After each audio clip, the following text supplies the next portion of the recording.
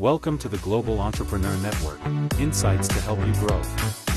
Our short video podcast series is dedicated to empowering entrepreneurs worldwide with valuable insights and knowledge to fuel their growth.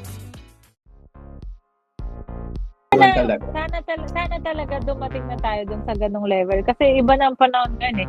Hindi na tayo, nasa ibang lugar na nga tayo, maghihilahan pa ba tayo? Hindi, syempre kailangan. Though, hindi mahirap. Amen, di ba? Tulungan. Ang hirap. Oo. Kasi, i-compare nyo po sila sa ibang nationalities. Bakit ang mga Chinese, ang bilis nilang mag-spread ng business? Bakit ang mga Pakistani ang bilis? Kasi nagtutulungan sila eh. Indian, mga... Oo, ewan ko, diba? bakit sa mga Pilipino? Ewan ko saan ba nakuha to?